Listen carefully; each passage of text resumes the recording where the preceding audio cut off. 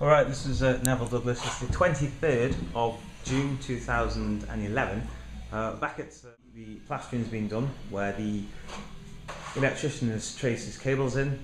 Also, the ceilings have been done. I don't know if I showed you those the other day, but they were a bit of a mess. We've got where are you going? Capable plasterer there. There you are. I'm not going to capture you in it, don't worry about it. Unless you want. This is the guy that's doing the plastering. Brilliant plasterers. The Prestige plasterers. I use them for all my jobs. Very good. Very good standards. Reliable as well. So look them up in the yellow pages or on Google. Yeah. Right. So moving on from there, we've got stuff which is in the living room. We've removed the meter cover down there, but that's going to be plastered. So they've had to plaster underneath there. So if you can see that, that's been bonded, and then it's going to be skimmed. Whizzing around, I'll go into the other rooms and we'll see what progress has been made. So the bedroom on the left, which is the back bedroom, there is a door frame, sorry, a door that's got to go in there. The door lining's okay, so we're going to utilise that.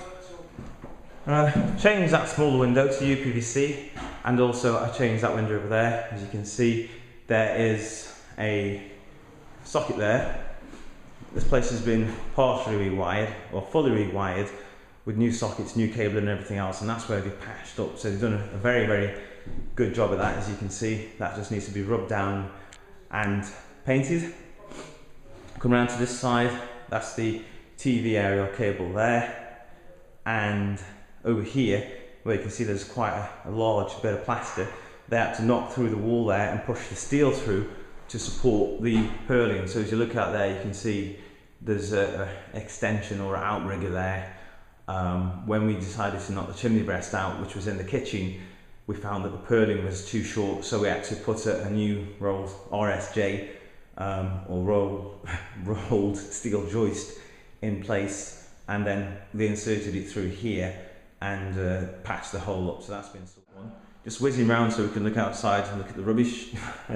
There's quite a lot, but that's going to be removed. As you can see, the party wall there again is it needs some work doing on it, so that's something that I'll have to get in touch with the neighbours about and have a chat with them about the party wall again. You have to notify them by the Party Wall Act that certain works need to be done, so you need to speak to your solicitors about that. But I wouldn't go in like a mad bull. First talk to them, try and get in touch with them, write them a letter.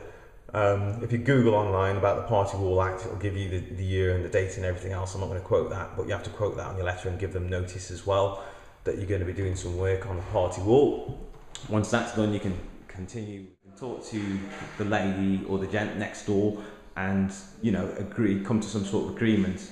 Then you will be able to mitigate legal fees. Once again, it's been patched there. All this is going to be painted, so it's all going to be magnolia or whatever colour you decide on, but I go for magnolia, white ceilings.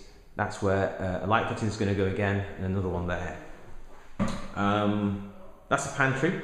Not a lot to say about the pantry really. The chimney breast, good point there. It's got a vent on already, so that saves me having to do that. It have to be vented to stop any damp coming through. You tend to find that if it's not vented, you will get damp coming through, especially if the chimney breast is not being used in the old traditional way where they had a coal fire, which kept going through into the front bedroom. That's been rewired again. It hasn't been patched because what I've decided to do, the room was all papered.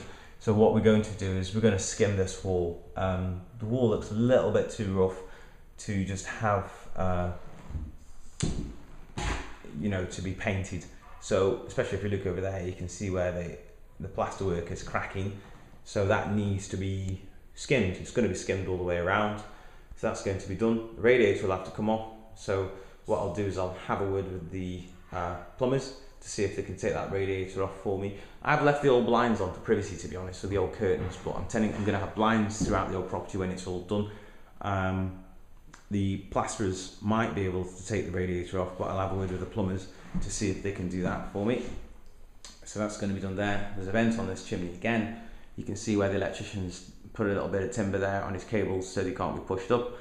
And we've got sockets in the right place here again. Covered up as well, as you notice, so that there's no rubbish that goes into the sockets.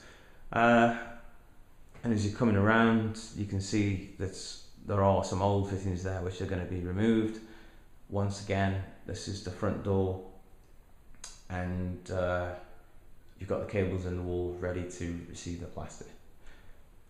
That's it really. Doors are staying on. This one's got all transfers stuck on the doors, but they can be removed quite easily. We've tried that and they just peel off, so we won't have to replace the door.